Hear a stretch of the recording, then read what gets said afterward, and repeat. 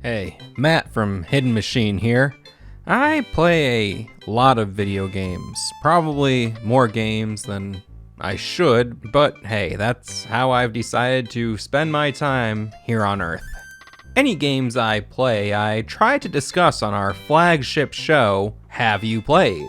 However, every now and then, a game comes along that I either can't finish, don't finish, or can't really talk about in a 4 to 5 minute video review. At the moment, my hard drive is nearly entirely filled up, and I have a bunch of game footage that I should probably delete, and so here's a quick rundown on a few games that I thought I would review on Have You Played, but it's looking like they're not going to make it onto the show. First up, Blasphemous. Blasphemous is a Metroidvania Souls-like game, which is kinda internet fancy game nerd speak that means Blasphemous is a game that has a lot of backtracking, and the combat relies on a difficult parry system. The game has a really wild 16-bit inspired art style that invokes Spanish architecture and this perversion of Catholic imagery. It's difficult, brutal, cryptic, and very slow-paced, but it looks amazing and it's a lot of fun. I got about a third or a fourth of the way through the game last fall, but I haven't picked it back up yet. I definitely intend to finish it, but it's one of those games that require a certain dedication and mindset. Yakuza Kiwami, and I'm not sure if I'm saying that correctly, is a complete remake of the 2005 game Yakuza for the PlayStation 2. It's built on the same engine as the incredible Yakuza 0, and this game takes the story of the original and updates the look and mechanics, and while it's largely faithful to the original Yakuza game, it does update some story elements and side missions. This is a game that I'm really enjoying, but compared to Yakuza 0, which was my first Yakuza game, this one definitely is showing its age. The story is awesome, as is to be expected, but some of the elements in the game and the side missions just feel very dated, because they are.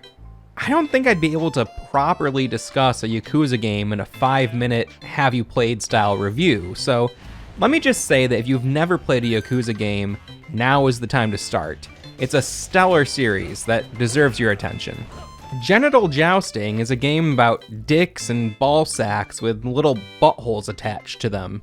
I picked it up extremely cheap on a Steam sale a while ago, and I know people have had some fun with the multiplayer modes, but the game also has a story mode, which is what attracted me to buying it in the first place. Accompanied by some Thomas Was Alone style narration, the story mode sees you take on the role of a young set of genitals looking to make his way in the world. He's a very flawed cock and balls, but he's doing the best he can.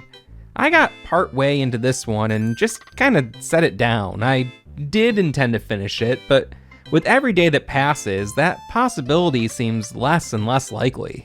The game is fun enough, and it has those crazy, wiggly physics and goofball humor that we see in so many indie titles, but the appeal somehow isn't strong enough for me to rush back into completing the possibly completely unnecessary story mode.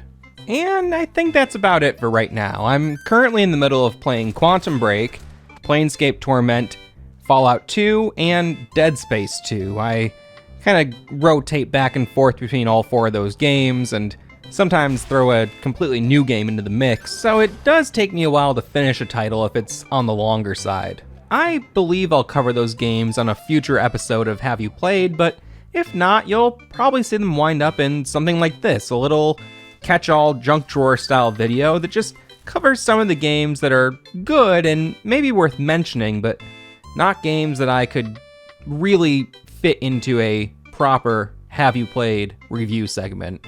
Anyway, that's all. If you enjoy this and enjoy what we do at all, be sure to like and subscribe and follow us on every social media channel possible and flood us with likes and comments and just do whatever you can to inflate our egos. I'm sure it's going to come back to benefit you in some way.